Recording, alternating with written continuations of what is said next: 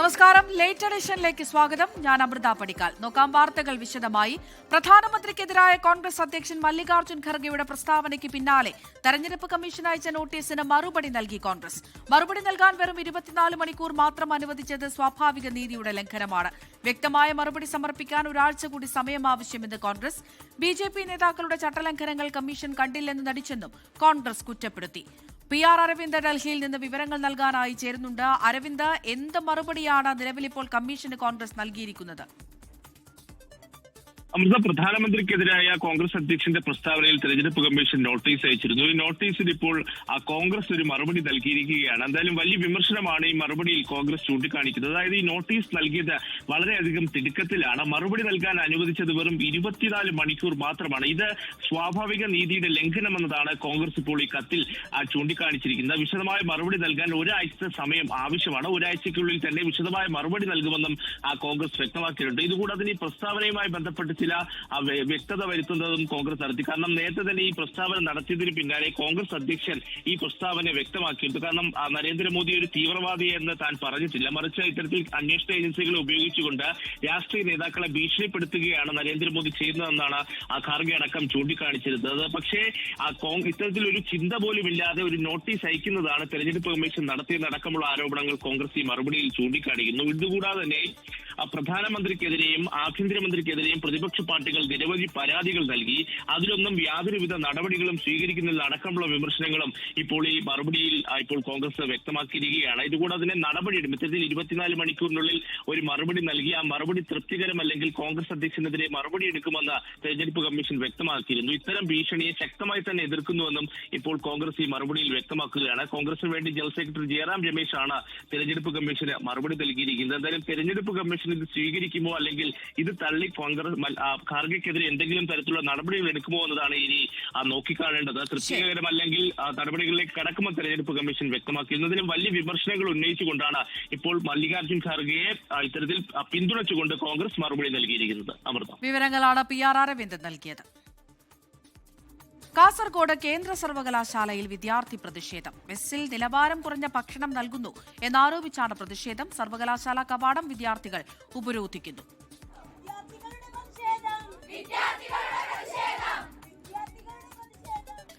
പ്രദീപ് നാരായണൻ കാസർഗോഡ് നിന്ന് വിവരങ്ങൾ നൽകാനായി ചേരുന്നുണ്ട്. പ്രദീപ്, വിദ്യാർത്ഥികളുടെ ആവശ്യം അത് ന്യായമാണ്. അവരുടെ പ്രതിഷേധം ഇപ്പോഴും തുടരുകയാണോ, അല്ല എന്തെങ്കിലും ധാരണയിലെത്തിയിട്ടുണ്ടോ? അമൃത, എന്തായാലും വിദ്യാർത്ഥികളുടെ പ്രതിഷേധം ഇപ്പോഴും തുടരുകയാണ്. ഇപ്പോൾ കേന്ദ്ര സർവകലാശാല ക്യാമ്പസിന്റെ പ്രധാന കവാടത്തിന് മുന്നിൽ ദേശീയപാതയോരത്ത് കുത്തിയിരുന്നുകൊണ്ടാണ് ഇപ്പോൾ വിദ്യാർത്ഥികൾ പ്രതിഷേധിക്കുന്നത്. പ്രധാനമായും പറയുന്നത് ഹോസ്റ്റൽ മെസ്സിൽ നിന്ന് ലഭിക്കുന്ന ഭക്ഷണത്തിന്റെ ഗുണനിലവാരത്തെക്കുറിച്ചാണ്.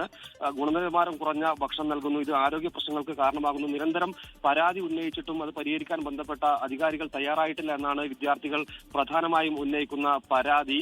നേരത്തെ ഇതിനു മുൻപത്തെ വർഷങ്ങളിലും സമാനമായ പരാതി ഉണ്ടായിരുന്നു. അപ്പോഴത്തെയും വിദ്യാർത്ഥി പ്രതിഷേധം രൂക്ഷമായിരുന്ന ഘട്ടത്തിൽ അത് പരിഹരിക്കുന്നതിനുള്ള നടപടികൾ ഉണ്ടായിരുന്നെങ്കിലും എന്നാൽ ഇപ്പോൾ അത്തരത്തിലൊരു പ്രതികരണം പോലും അധികൃതരുടെ ഭാഗത്തു നിന്നും ഉണ്ടാകുന്നില്ല എന്നാണ് ഇപ്പോൾ വിദ്യാർത്ഥികൾ പറയുന്നത്. പ്രധാനമായും പെൺകുട്ടികളുടെ ഹോസ്റ്റലിൽ നൽകിയ ഭക്ഷണത്തെക്കുറിച്ചാണ് ഇത്തരത്തിലൊരു പരാതി ഉയർന്നിരിക്കുന്നത്. എന്തായാലും വിദ്യാർത്ഥികളുടെ പ്രതിഷേധം കടുക്കുകയാണ് എന്ന ഒരു സൂചനയാണ് നമുക്ക് ലഭിക്കുന്നത്. ഹോസ്റ്റലിലെ മുഴുവൻ കുട്ടികൾ ഇപ്പോൾ സമരത്തിന്റെ ഭാഗമായി അണിചേർന്നിട്ടുണ്ട്. പെൺകുട്ടികളാണ് കൂടുതലായും ഈ സമരത്തിൽ പങ്കെടുത്തുകൊണ്ടിരിക്കുന്നതും. കൂടാതെ ഗ്യാസിന്റെ പ്രശ്നം പറഞ്ഞുകൊണ്ട് ഹോസ്റ്റലിൽ നിന്നും വിതരണം ചെയ്യുന്ന ഭക്ഷണത്തിന്റെ ക്വാണ്ടിറ്റി കുറയുന്നു. എന്നാൽ ഇത് വിലയിൽ അതിൽ മാറ്റം വരുന്നില്ല, വില കുറച്ചു നൽകാമെന്നൊക്കെ പറഞ്ഞിരുന്നെങ്കിൽ പോലും അതുണ്ടാകുന്നില്ല എന്നടക്കമുള്ള ഗുരുതരമായ ആരോപണങ്ങളാണ് വിദ്യാർത്ഥികൾ ഉന്നയിക്കുന്നത്. സർവകലാശാല അധികൃതർ എത്രയും പെട്ടെന്ന് ഇതിൽ ഇടപെടണമെന്നുള്ള ആവശ്യം കൂടി അവർ ഉന്നയിക്കുന്നുണ്ട്. എന്തായാലും സമരം ഇപ്പോഴും തുടരുകയാണ്. അമൃത, ശരി. പ്രദീപ് നാരായണനാണ് വിവരങ്ങൾ നൽകിയത്. പാങ്ങ് പാറമ്പൽ LP സ്കൂളിലേക്ക് പുതിയ അധ്യാപകരെ നിയമിച്ചു. വാൽപ്പാറ അപകടത്തിൽ സ്കൂളിലെ അധ്യാപകർക്ക് ജീവൻ നഷ്ടമായിരുന്നു. നിഖിൽ പ്രമേഷ് മലപ്പുറത്ത് നിന്ന് ചേരുന്നുണ്ട്. നിഖിൽ, വാർത്തയുടെ വിവരങ്ങൾ എന്തൊക്കെയാണ്? അമൃത, അങ്ങേയറ്റം ദൗർഭാഗ്യകരമായിട്ടുള്ള ദുഃഖകരമായിട്ടുള്ള ഒരു വാർത്തയാണ് കഴിഞ്ഞ ദിവസം പുറത്തു വന്നത്. പാങ്ങ് ഗവൺമെന്റ് LP സ്കൂളിലെ വിനോദയാത്രയ്ക്ക് പോയ അവിടുത്തെ സ്റ്റാഫ് അംഗങ്ങളുടെ ജീവൻ നഷ്ടമാകുകയും കഴിഞ്ഞ ദിവസം കൂടി ഒരു മരണം സ്ഥിരീകരിക്കുകയും ചെയ്യുകയൊക്കെ ചെയ്തിരുന്ന സാഹചര്യം ഉണ്ടായിരുന്നു. എന്തായാലും ഇപ്പോൾ ആ സ്കൂളിലേക്ക് അടിയന്തരമായ പകരം അധ്യാപകരെ നിയോഗിക്കുമെന്ന് കഴിഞ്ഞ ദിവസം തന്നെ വിദ്യാഭ്യാസ വകുപ്പ് മന്ത്രി വ്യക്തമാക്കിയിരുന്നതുമാണ്. ഇപ്പോൾ 4 അധ്യാപകരെ താൽക്കാലിക അടിസ്ഥാനത്തിൽ ആ സ്കൂളിലേക്ക് നിയമിച്ചിരിക്കുകയാണ്. മജീദ് പടിയാറ്റുമുറി, ഷമീന കൊളത്തൂർ, ഫസീല പൂക്കാട്ടിരി, രാഖി അമ്പലപ്പറമ്പ്, അങ്ങനെ 4 അധ്യാപകരെയാണ് പുതുതായി ഇപ്പോൾ സ്കൂളിലേക്ക് നിയോഗിച്ചിട്ടുള്ളത്. ഇന്നിപ്പോൾ ഈ അധ്യാപകരും അതോടൊപ്പം തന്നെ PTA SMC അംഗങ്ങളും ചേർന്ന് സ്കൂളിൽ ഒത്തുചേർന്നു. കുട്ടികൾക്ക് ഇതൊരു ആഘാതമാകാത്ത തരത്തിൽ കുട്ടികളെ കാര്യങ്ങൾ പറഞ്ഞ് ബോധ്യപ്പെടുത്തിയും അവർക്ക് മതിയായിട്ടുള്ള കൗൺസിലിംഗ് ഒക്കെ നൽകിയും അവരെ തിരികെ സ്കൂളിലേക്ക് തിരികെ കൊണ്ടുവരാനും അവരെ പാഠഭാഗങ്ങളിലേക്ക് തിരികെ കൊണ്ടുവരാനുള്ള കൂട്ടായ തീരുമാനം അധ്യാപകർ ചേർന്നെടുത്തു. ഒരു വലിയ ദുഃഖം ആ സ്കൂളിനെ തേടിയെത്തിയെങ്കിലും അതിനെ അതിജീവിച്ചുകൊണ്ട് മുന്നോട്ട് പോകാൻ ഒരുമിച്ച് നിൽക്കണമെന്ന ആഹ്വാനം നൽകിക്കൊണ്ടാണ് അധ്യാപകരും അതോടൊപ്പം തന്നെ PTA ഭാരവാഹികളും ഒക്കെ പിരിഞ്ഞത്. അമൃത. ശരി, വിവരങ്ങളാണ് നിഖിൽ പ്രമേഷ് പങ്കുവച്ചത്. പാമ്പുകടിയേറ്റ് സംസ്ഥാനത്ത് ഇന്ന് 2 മരണം.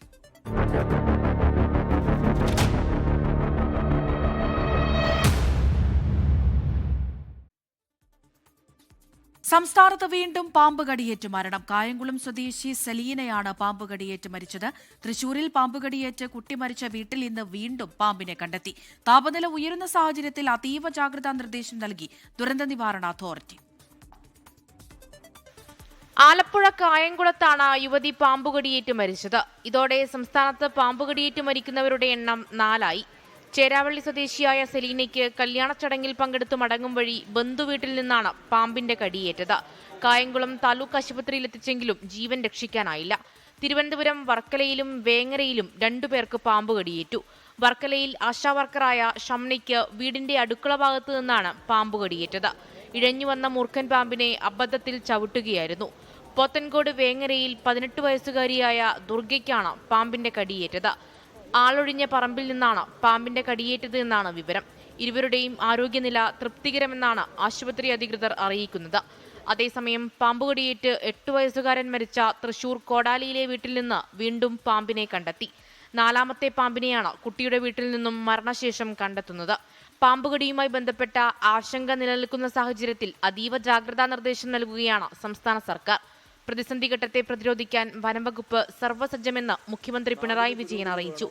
പാമ്പുകടിയേറ്റവർ എത്രയും പെട്ടെന്ന് തന്നെ ആന്റിവനമുള്ള തൊട്ടടുത്ത ആശുപത്രികളിലെത്തുക, പാമ്പിനെ കണ്ടാൽ ഉടൻ തന്നെ വനംവകുപ്പിനെയും സർപ്പ വളണ്ടിയർമാരെയും അറിയിക്കുക തുടങ്ങിയ നിർദ്ദേശങ്ങളും പൊതുജനങ്ങൾക്കായി മുന്നോട്ട് വയ്ക്കുന്നു. 24 തിരുവനന്തപുരം. തിരുവനന്തപുരം ചിറയൻകീഴ് പാമ്പുകടിയേറ്റ് മരിച്ച 8 വയസ്സുകാരൻ ദിക്ഷലിന് കണ്ണീരോടെ വിട നൽകി വീട്. സംസ്കാരം വീട്ടുവളപ്പിൽ നടന്നു. കുട്ടിക്ക് യഥാസമയം ചികിത്സ നൽകിയില്ല എന്ന കുടുംബത്തിന്റെ ആരോപണത്തിൽ ചിറയൻകീഴ് ആശുപത്രി സൂപ്രണ്ടിനോട് ജില്ലാ മെഡിക്കൽ ഓഫീസർ റിപ്പോർട്ട് തേടി. ചിറയൻകീഴ് ആശുപത്രിയിലേക്ക് യൂത്ത് കോൺഗ്രസും BJPയും പ്രതിഷേധ മാർച്ച് നടത്തി.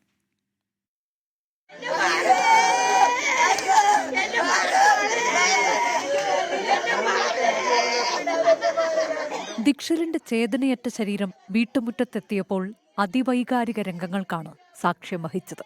ആശ്വസിപ്പിക്കാനോ കണ്ടു നിൽക്കാനോ ആകാതെ കുടുംബാംഗങ്ങളും നാട്ടുകാരും പൊട്ടിക്കരഞ്ഞു.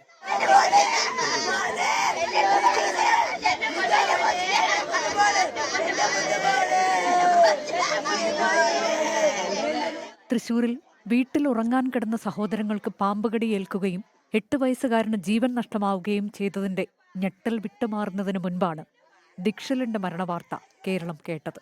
അഴൂരിലെ ദിലീപ് അനു ദമ്പതികളുടെ മകൻ ദിക്ഷൽ വീട്ടിനുള്ളിൽ ഉറങ്ങിക്കിടക്കവെയാണ് പാമ്പുകടിയേറ്റ് മരിച്ചത്. അടച്ചുറപ്പില്ലാത്ത വീടിനുള്ളിൽ മുത്തശ്ശിയോടൊപ്പമാണ് കുട്ടി ഉറങ്ങാൻ കിടന്നത്. ആദ്യം കുട്ടിയെ എത്തിച്ച ചിറയൻകീഴ് താലൂക്ക് ആശുപത്രിയിൽ മതിയായ ചികിത്സ ലഭ്യമായില്ലെന്ന് കുടുംബം ആരോപിക്കുന്നു. 2:45 കടിച്ചു എന്ന് പറഞ്ഞാൽ എനിക്കായിരുന്നു കരഞ്ഞത്. അപ്പോൾ കടിച്ചു എന്ന് പറഞ്ഞപ്പോൾ തന്നെ ഞാൻ നോക്കിയപ്പോൾ ചെറിയൊരു മുറിവായിരുന്നു. അപ്പോൾ തന്നെ ഞാൻ എടുത്തുകൊണ്ട് ഹോസ്പിറ്റലിലോട്ട് പോയി. എന്താണ് നോക്കാൻ നിന്നില്ല, പക്ഷെ ഒന്നും കണ്ടേന്നില്ലായിരുന്നു. അപ്പോൾ തന്നെ ഞാൻ കടിച്ചത് ഇപ്പോൾ നടന്ന സംഭവങ്ങളൊക്കെ ഉള്ളതുകൊണ്ട് എടുത്തുകൊണ്ട് നേരെ ഹോസ്പിറ്റലിൽ പോയി. അവിടെ ചെന്നിട്ട് അവിടെ നിന്ന് വേണ്ടത്തെ പരിഗണന കിട്ടിയില്ല. അവിടെ നിന്ന് അവർ നിസ്സാരമായിട്ടാണ് എടുത്ത്. കുട്ടിയുടെ കാലിൽ പാമ്പിന്റെ കടിയേറ്റതായി ഇൻക്വസ്റ്റ് നടപടികളിൽ കണ്ടെത്തി. കുടുംബത്തിന്റെ ആരോപണത്തിൽ ചിറയൻകീഴ് ആശുപത്രി സൂപ്രണ്ടിനോട് ജില്ലാ മെഡിക്കൽ ഓഫീസർ റിപ്പോർട്ട് തേടി. ചിറയൻകീഴ് താലൂക്ക് ആശുപത്രിയിലേക്ക് BJP മാർച്ച് നടത്തി.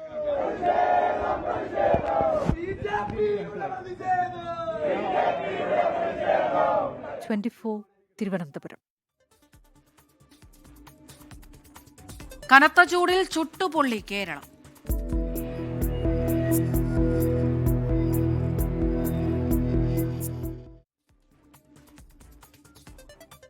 കൊടും ചൂട് തുടരുന്നതിനിടെ സംസ്ഥാനത്ത് സൂര്യാഘാതമേറ്റ് മരണം. കണ്ണൂർ പള്ളിപ്പൊയിൽ സ്വദേശി MB സനൽകുമാറാണ് മരിച്ചത്. മലപ്പുറം വണ്ടൂരിൽ 4 വയസ്സുകാരിക്കും കോഴിക്കോട് വളയത്ത് അങ്കണവാടി അധ്യാപികയ്ക്കും ജോലിക്കിടെ സൂര്യാതാപമേറ്റു. കൊല്ലം, തൃശൂർ, പാലക്കാട് ജില്ലകളിൽ ഇന്നും നാളെയും ഉഷ്ണതരംഗത്തിന് സാധ്യതയെന്ന് കേന്ദ്ര കാലാവസ്ഥാ വകുപ്പിന്റെ മുന്നറിയിപ്പ്. സംസ്ഥാനത്തെ വൈദ്യുതി ഉപയോഗത്തിലും വൻ വർധന രേഖപ്പെടുത്തി. കൊടും ചൂട് തുടരുന്നതിനിടെ സംസ്ഥാനത്ത് അത്യാഹിതങ്ങളും. കണ്ണൂരിൽ സൂര്യാഘാതമേറ്റ് 37 വയസ്സുകാരൻ പള്ളിപ്പൊയിൽ സ്വദേശി MB സനൽകുമാർ മരിച്ചു. കഴിഞ്ഞ ദിവസം കിണർ കുഴിക്കുന്നതിനിടെ ശാരീരിക അസ്വാസ്ഥ്യം അനുഭവപ്പെട്ടിരുന്നു. മലപ്പുറം വണ്ടൂരിൽ വീട്ടുമുറ്റത്ത് കളിക്കുകയായിരുന്ന 4 വയസ്സുകാരി ഇസ ജോണിന് സൂര്യാതപമേറ്റു. കോഴിക്കോട് വളയത്ത് അങ്കണവാടി അധ്യാപിക അനിലയ്ക്ക് ജോലിക്കിടെ വലതു കൈത്തണ്ടയിൽ സൂര്യാതപമേറ്റു. കൂത്താട്ടുകുളത്ത് സൂര്യാതപമേറ്റ അതിഥി തൊഴിലാളിക്ക് ഗുരുതരമായി പരിക്കേറ്റു. ഒഡീഷ സ്വദേശിയായ പാണ്ഡവ ബൈരയുടെ 2 കൈകളിലും കഴുത്തിലുമാണ് പൊള്ളലേറ്റത്. കണ്ണൂർ മട്ടന്നൂരിൽ മരമില്ലിലെ ജീവനക്കാരൻ മധുസൂദനന് കൈകൾക്ക് പൊള്ളലേറ്റു. സംസ്ഥാനത്ത് 2024 ശേഷം ആദ്യമായി ഉഷ്ണതരംഗം മുന്നറിയിപ്പ്. കൊല്ലം, തൃശൂർ, പാലക്കാട് ജില്ലകളിൽ ഇന്നും നാളെയും ഉഷ്ണതരംഗത്തിന് സാധ്യതയുള്ളതിനാൽ ഓറഞ്ച് അലർട്ട് പ്രഖ്യാപിച്ചു. ഇടുക്കി, വയനാട് ഒഴികെയുള്ള 12 ജില്ലകളിലും സാധാരണ താപനില 3 മുതൽ 5 ഡിഗ്രി സെൽഷ്യസ് വരെ ഉയരാൻ സാധ്യത. സൂര്യാഘാതം, സൂര്യാതപം, നിർജ്ജലീകരണം തുടങ്ങിയ ഗുരുതര ആരോഗ്യ പ്രശ്നങ്ങൾക്ക് സാധ്യതയുള്ളതിനാൽ പൊതുജനങ്ങൾ കർശനമായ ജാഗ്രത പാലിക്കണമെന്ന് ദുരന്ത നിവാരണ അതോറിറ്റിയുടെ മുന്നറിയിപ്പ്. ബുധനാഴ്ച സംസ്ഥാനത്തെ മൊത്ത വൈദ്യുതി ഉപയോഗം 112.07 ദശലക്ഷം യൂണിറ്റായി. വേനൽ മഴ ലഭിച്ചില്ലെങ്കിൽ വൈദ്യുതി ഉൽപ്പാദനം പ്രതിസന്ധിയിലേക്ക് നീങ്ങും. സംസ്ഥാനത്ത് തിങ്കളാഴ്ച വരെ ഒറ്റപ്പെട്ട ഇടങ്ങളിൽ ഇടിമിന്നലോടുകൂടിയ വേനൽ മഴയ്ക്ക് സാധ്യതയുണ്ടെന്ന് കേന്ദ്ര കാലാവസ്ഥാ വകുപ്പ് അറിയിച്ചു. വിവിധ ബ്യൂറോകൾക്കൊപ്പം 24 തിരുവനന്തപുരം. കനത്ത ചൂടിനെ തുടർന്ന് കുഞ്ഞുങ്ങളെ അങ്കണവാടികളിൽ വരാൻ നിർബന്ധിക്കരുത് എന്ന ഉത്തരവുമായി സംസ്ഥാന ബാലാവകാശ കമ്മീഷൻ. വേനൽ ചൂട് കണക്കിലെടുത്ത് കുട്ടികളെ നിർബന്ധിച്ച് അങ്കണവാടികളിൽ ഇരുത്തേണ്ടതില്ല. കുട്ടികൾക്ക് പോഷകാഹാരങ്ങൾ അവരുടെ വീടുകളിൽ എത്തിച്ചു നൽകാൻ നടപടി സ്വീകരിക്കണമെന്നും ബാലാവകാശ കമ്മീഷൻ ഉത്തരവിട്ടു. പത്തനംതിട്ട നഗരസഭാ മുൻ ചെയർമാനും DCC വൈസ് പ്രസിഡന്റുമായ അഡ്വക്കേറ്റ് A. സുരേഷ് കുമാർ നൽകിയ പരാതിയിലാണ് ബാലാവകാശ കമ്മീഷന്റെ ഇടപെടൽ. അതേസമയം അങ്കണവാടികളിലെ പ്രീ സ്കൂൾ പ്രവർത്തനം ഒരാഴ്ചത്തേക്ക് നിർത്തിവെക്കാൻ വനിതാ ശിശു വികസന വകുപ്പിന്റെ തീരുമാനം. കഠിനമായ ചൂടിന്റെ പശ്ചാത്തലത്തിൽ ഡിസാസ്റ്റർ മാനേജ്മെന്റ് അതോറിറ്റിയുടെ സുരക്ഷാ മുന്നറിയിപ്പിനെ തുടർന്നും ആരോഗ്യ വകുപ്പിന്റെ ജാഗ്രതാ നിർദ്ദേശത്തെ തുടർന്നുമാണ് നടപടി. വങ്കനാടും തമിഴകവും വിധി എഴുതി.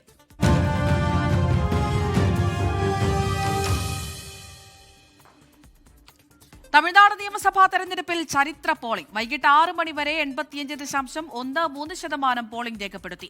2011 78.02% എന്ന റെക്കോർഡാണ് പഴങ്കഥയായത്. പോളിംഗ് സമയം കഴിഞ്ഞും പലയിടങ്ങളിലും നിരവധി വോട്ടേഴ്സ് ക്യൂവിൽ കാത്തുനിന്ന് സമ്മതിദാനാവകാശം വിനിയോഗിച്ചു. വിജയ് ഘടകമല്ലെന്നും 20 ലക്ഷം വോട്ടുകൾ മാത്രമാണ് അധികമായി പോൾ ചെയ്തതെന്നും DMK വക്താവ് TK സിളങ്കോവൻ 24നോട് പറഞ്ഞു. മുഖ്യമന്ത്രി MK സ്റ്റാലിൻ ഉൾപ്പെടെയുള്ള എല്ലാ പ്രമുഖരും ഉച്ചയ്ക്ക് മുന്നേ വോട്ട് രേഖപ്പെടുത്തി. പോളിംഗ് ആരംഭിച്ച 7 മണി മുതൽ എല്ലാ ബൂത്തുകളിലും സജീവമായി വോട്ടേഴ്സ് എത്തി. ആദ്യ 2 മണിക്കൂറിൽ രേഖപ്പെടുത്തിയത് 18% വോട്ട്. അത് ചരിത്രത്തിലേക്കുള്ള കൃത്യമായ സൂചനയായിരുന്നു. EVM തകരാറോ സാങ്കേതിക പ്രശ്നങ്ങളോ കാര്യമായി റിപ്പോർട്ട് ചെയ്തില്ല. തീർത്തും സമാധാനപരമായിരുന്നു പോളിംഗ്. 85,000-ഓളം പോലീസും 300 കമ്പനി കേന്ദ്രസേനയുമാണ് സുരക്ഷയൊരുക്കിയത്. നിർണായക തെരഞ്ഞെടുപ്പിലെ ചരിത്ര ഭൂരിപക്ഷം ആരെ തുണയ്ക്കുമെന്നാണ് ഇനി അറിയേണ്ടത്. പുതുച്ചേരിയിൽ പോളിംഗ് വർദ്ധിച്ചത് TVKയുടെ വരവോടെയെന്ന് അധ്യക്ഷൻ വിജയ് അവകാശപ്പെട്ടിരുന്നു. അതേ കാര്യം തന്നെ തമിഴ്നാട്ടിലും നടക്കുമ്പോൾ അത് TVK ഉയർത്തിക്കാട്ടും. എന്നാൽ പോളിംഗ് ശതമാനത്തിൽ കാര്യമില്ലെന്നും ആകെ പോൾ ചെയ്ത അധിക വോട്ടുകൾ 20 ലക്ഷം മാത്രമെന്നും DMK വക്താവ് TK സിളങ്കോവൻ 24നോട് പറഞ്ഞു. 20 lakh votes, no, the more votes polled this time from last election to this election. In 2021 and 2026, only 20 lakhs votes number of votes have increased. We don't see the percentage. The total number of votes polled is only 20 lakhs more. 2011 record പോളിംഗിൽ 203 സീറ്റുകൾ നേടി അധികാരത്തിലെത്തിയത് AIADMK സഖ്യമായിരുന്നു. 51.9% വോട്ടുകൾ സഖ്യം നേടി. എന്നാൽ അന്ന് ADMKയ്ക്കൊപ്പമുണ്ടായിരുന്ന DMDKയും ഇടതു പാർട്ടികളുമെല്ലാം ഇന്ന് DMK സഖ്യത്തിനൊപ്പമുണ്ട്.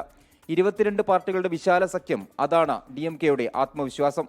TVKയുടെ വോട്ടുകൾ ഈ തിരഞ്ഞെടുപ്പിൽ നിർണായകമാകുമെന്ന കാര്യത്തിൽ തർക്കമില്ല.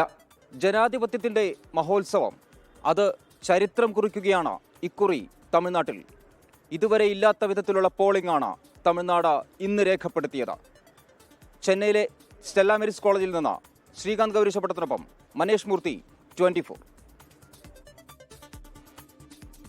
പശ്ചിമബംഗാൾ നിയമസഭയിലേക്കുള്ള ഒന്നാം ഘട്ട വോട്ടെടുപ്പിൽ റെക്കോർഡ് പോളിംഗ്. ഒടുവിൽ ലഭിക്കുന്ന കണക്ക് പ്രകാരം പോളിംഗ് 95.64% പിന്നിട്ടു.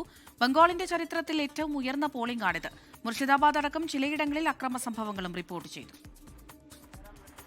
രാവിലെ 7 മണിയോടെ തന്നെ ഭൂരിഭാഗം പോളിംഗ് ബൂത്തുകൾക്ക് മുന്നിലും കാര്യമായ ക്യൂ ദൃശ്യമായിരുന്നു. പ്രമുഖർ രാവിലെ തന്നെ വോട്ട് രേഖപ്പെടുത്തി. കൽക്കത്ത ഫുഡ് അച്ഛാ ഹൈ, പാനി കാം അച്ഛാ, ആദ്മി കോ അച്ഛാ ലഗ്താ ഹൈ, കേരള फूल अच्छा, कुल्ली का जास्ती रेट है, फूल मेहनत करके आया वोट देने के लिए. ओके, खूब मेहनत. അസൻസോളിൽ BJP സ്ഥാനാർത്ഥി അഗ്നിമിത്ര പോളിന്റെ കാറിന് നേരെ കല്ലേറുണ്ടായി. ചില്ലു തകർന്നു. കുമാർഗഞ്ച് നിയമസഭാ മണ്ഡലത്തിലെ BJP സ്ഥാനാർത്ഥി സുവേന്ദു സർക്കാരിനെ TMC പ്രവർത്തകർ മർദ്ദിച്ചു. മുർഷിദാബാദിലെ ധോംകലിൽ CPM TMC പ്രവർത്തകർ ഏറ്റുമുട്ടി. മുർഷിദാബാദിൽ ഇന്നലെ രാത്രി അജ്ഞാതൻ പെട്രോൾ ബോംബ് എറിഞ്ഞിരുന്നു. ഒരു സ്ത്രീക്ക് പരിക്കേറ്റു. തൃണമൂൽ വിട്ട് രൂപീകരിച്ച AUP പാർട്ടിയുടെ നേതാവ് ഹുമയൂൺ കബീറിനെ സംഭവസ്ഥലത്തേക്ക് എത്തിയപ്പോൾ TMC പ്രവർത്തകർ തടഞ്ഞത് സംഘർഷത്തിനിടയാക്കി. മാൾഡയിൽ 60-കാരി ക്യൂവിൽ നിൽക്കവെ കുഴഞ്ഞു വീണ് മരിച്ചു. പുരുലിയയിൽ വോട്ടിംഗ് മെഷീൻ തകരാറിലായതിനെ തുടർന്ന് സുരക്ഷാ ഉദ്യോഗസ്ഥരുമായി നാട്ടുകാർ ഏറ്റുമുട്ടി. ഫിലിപ്പൈൻ, സ്വിറ്റ്സർലൻഡ്, ജോർജിയ തുടങ്ങി രാജ്യങ്ങളിൽ നിന്നുള്ള പ്രതിനിധികൾ തെരഞ്ഞെടുപ്പ് നേരിൽ കണ്ട് മനസ്സിലാക്കാൻ ചില ബൂത്തുകളിലേക്ക് എത്തി. ജാർഗ്രാമിൽ ഒരു പോളിംഗ് ബൂത്തിലേക്ക് ആന എത്തിയത് കുറച്ചു നേരത്തേക്ക് ആശങ്ക സൃഷ്ടിച്ചു. 16 ജില്ലകളിലായി 152 മണ്ഡലങ്ങളിലേക്കാണ് ജനം വിധിയെഴുതിയത്. SIR വലിയ തോതിൽ വോട്ട് വെട്ടിയ സംസ്ഥാനമാണ് ബംഗാൾ. ഒപ്പം ശക്തമായ രാഷ്ട്രീയ പോരാട്ടം നടക്കുന്നയിടവും വോട്ടിംഗ് ശതമാനം ഉയർന്നത് അനുകൂലമെന്ന് വാദിക്കാനാണ് തൃണമൂൽ കോൺഗ്രസും BJPയും ശ്രമിക്കുന്നത്. ബംഗാളിൽ നിന്നും വരുൺ വടശ്ശേരിക്കരയ്ക്കൊപ്പം ശ്രീനാഥ് ചന്ദ്രൻ, 24. വേദനയുടെ കാലം, വെടിക്കെട്ടില്ലാതെ പൂരം.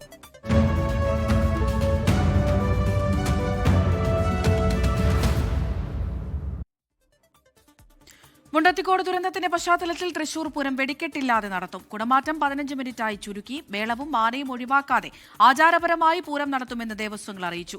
മന്ത്രിമാരുടെ നേതൃത്വത്തിൽ ഇന്ന് നടത്തിയ യോഗത്തിലാണ് തീരുമാനമായത്. മന്ത്രിമാർ മുന്നോട്ട് വെച്ച നിർദ്ദേശം ദേവസ്വം അധികൃതർ അംഗീകരിച്ചു. തൃശൂർ കളക്ടറേറ്റിൽ മന്ത്രിമാരും ഉദ്യോഗസ്ഥരുമായി പാറമേക്കാവ്, തിരുവമ്പാടി ദേവസ്വം പ്രതിനിധികൾ നടത്തിയ ചർച്ചയിലാണ് തീരുമാനം. മുൻപ് സാമ്പിൾ വെടിക്കെട്ട് ഒഴിവാക്കി പ്രധാന വെടിക്കെട്ട് നടത്തണമെന്നായിരുന്നു പാറമേക്കാവിന്റെ നിർദ്ദേശം. എന്നാൽ മന്ത്രിതല ചർച്ചയിൽ ഇത് ഒഴിവാക്കുകയായിരുന്നു. ആചാരം പാലിക്കുന്നതിനായി ഒരു കതിനയോ കുഴിമിന്നലോ മാത്രമാകും സമ്പൂർണ്ണ വെടിക്കെട്ടിന് പകരമായി ഉണ്ടാവുക. കുടമാറ്റത്തിൽ കുടകളുടെ എണ്ണം കുറയ്ക്കുകയും ചെയ്യും. 15 മിനിറ്റ് മാത്രമായിരിക്കും കുടമാറ്റം. എന്നാൽ ഇരുവിഭാഗങ്ങളിലും 15 വീതം ആനകൾ അണിനിരക്കും. അതുപോലെ കുടമാറ്റത്തിന്റെ സമയദൈർഘ്യവും വെട്ടിക്കുറച്ചു. ഇലഞ്ഞിത്തറ മേളം, ആന എഴുന്നള്ളിപ്പ് തുടങ്ങിയവ ആചാരത്തിന്റെ ഭാഗമാണെന്നും ഒഴിവാക്കാൻ കഴിയില്ലെന്നും പാറമേക്കാവ് ദേവസ്വം ഭാരവാഹികൾ. അറൌണ്ട് 15 മിനിറ്റ്സ്, ഒരു 15 സെറ്റ് കുടകൾ മാറും. അത് സാധാരണ കുടകളായിരിക്കും. സ്പെഷ്യൽ കുടകളൊക്കെ ഉള്ളത് പാറമേക്കാവിൻ്റെ മുമ്പിൽ ചിലപ്പോൾ മാറ്റും. അത് കുടമാറ്റത്തിൻ്റെ ഭാഗമല്ല, അത് വെറും ഡിസ്പ്ലേ മാത്രമേ ഉള്ളൂ. 3 ദിവസത്തെ അനുശോചനം കഴിഞ്ഞാൽ ദീപാലങ്കാരം തുടങ്ങും. ദുരന്തത്തിന്റെ പശ്ചാത്തലത്തിൽ സർക്കാർ നിർദ്ദേശങ്ങൾ അംഗീകരിക്കുന്നുവെന്നും വെടിക്കെട്ട് പൂർണ്ണമായി ഒഴിവാക്കുമെന്നും കുടമാറ്റം ചടങ്ങ് മാത്രമാക്കി മാറ്റുമെന്നും തിരുവമ്പാടി. നമ്മൾ വെടിക്കെട്ടില്ലാതെ വളരെ ഭംഗിയായി കുടമാറ്റവും അതിൻ്റേതായ ചെറിയ രൂപത്തിലും ബാക്കിയുള്ള കാര്യങ്ങളെല്ലാം ആചാരപരമായി കൊടിയിറങ്ങുന്നതുവരെയുള്ള എല്ലാ ചടങ്ങുകളും അതിൻ്റേതായ ഭംഗിയോടുകൂടി നടത്താനാണ് തീരുമാനിച്ചിരിക്കുന്നത്. മന്ത്രിമാരായ VN Vasavan, K Rajan, R Bindu, കേന്ദ്രമന്ത്രി സുരേഷ് ഗോപി, ജില്ലാ collector Shikha Surendran, city police commissioner Naveen R Deshmukh, വിവിധ സർക്കാർ വകുപ്പ് ഉദ്യോഗസ്ഥർ എന്നിവർ യോഗത്തിൽ പങ്കെടുത്തു. 24 തൃശൂർ. കൊച്ചിയിൽ നടിയെ ആക്രമിച്ച കേസിലെ വിചാരണ കോടതി ജഡ്ജിയായിരുന്ന ഹണി എം വർഗീസിന് സ്ഥാനക്കയറ്റം നൽകരുതെന്നാവശ്യപ്പെട്ട അതിജീവിത. രാഷ്ട്രപതി, സുപ്രീം കോടതി, ഹൈക്കോടതി ചീഫ് ജസ്റ്റിസുമാർ എന്നിവർക്ക് അതിജീവിതയും പിന്തുണയുമായി ഒപ്പം നിൽക്കുന്നവരും നിവേദനം നൽകി.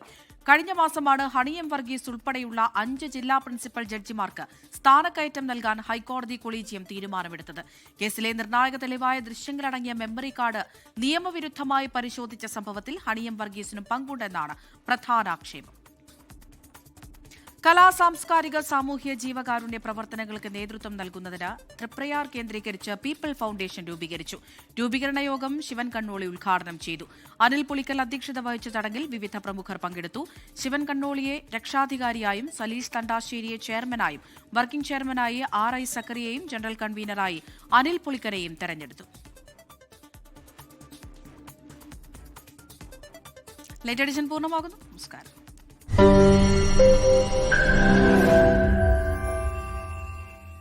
ലോകത്തെവിടെയായാലും ഏത് സമയത്തും 24 വാർത്തകളും ഓഗ്മെന്റഡ് റിയാലിറ്റി പാക്കേജുകളും എക്സ്പ്ലെയിനറുകളും വിശദമായി കാണാൻ ഞങ്ങളുടെ യൂട്യൂബ് ചാനൽ നിങ്ങൾക്ക് സബ്സ്ക്രൈബ് ചെയ്യാം.